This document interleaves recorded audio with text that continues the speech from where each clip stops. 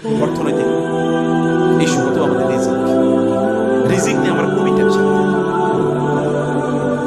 আয় উপার্জন, এটা নিয়ে আমাদের খুব টেনশন, তাই না? পিতামাতার টেনশন, পোলাপাইনগুলো এখন আয় ইনকাম করতে পারছে না, আর পোলাপাইনের টেনশন এখন আয় ইনকাম করতে পারছি না, কেমনে চলবে?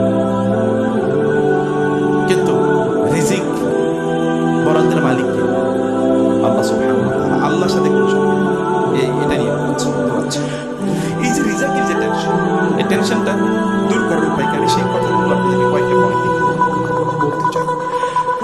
রিজিকের টেনশন দূর করার উপায়, রিজিকের টেনশন দূর করার এক নম্বর উপায় আমি আপনাদের বলতে চাই, তাহলে যে কোরআনের সাথে সম্পর্ক বাড়া।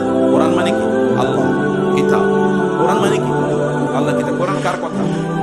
আল্লাহর কথা। আল্লাহর কথা যদি আপনি পড়েন, আল্লাহকে সন্তুষ্ট হবে না অসন্তুষ্ট হবে? আল্লাহ যদি সন্তুষ্ট হন, কোন একজন লোক যদি ফিজিক্স পড়ে, কেমিস্ট্রি পড়ে, ম্যাথমেটিক্স পড়ে, সায়েন্স পড়ে চাকরি পেতে পারে, তাহলে আল্লাহর কিতাব পড়ে আপনি কেন পাবেন? আল্লাহর প্রতি কি আপনার আস্থা নাই, বিশ্বাস নাই? সে যদি কেবলমাত্র একটা ভাষা শিখে, ইংরেজি ভাষা শিখে, মানুষের শিখে সে কোটি কোটি টাকা উপার্জন করতে পারে, আপনি আল্লাহর কিতাব পড়ার পর আপনি না খেয়ে মারা যাবেন কিভাবে? ইন্নাল্লাহা ইয়ারফাউ বিহাযাল কিতাবি আকওয়ামান ওয়া ইয়াদউ বিহি আখারিন।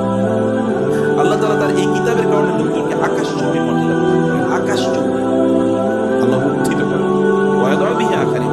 কিতাবের সাথে সম্পর্ক নাই তোমার, আমি ছুঁড়ে ফেলবো, কারণ আমার কিতাব, এটা আমার কথা, আমার বাক্য, আমার বাণী, তুমি এটাকে যথাযথ রেসপেক্ট দিলাম।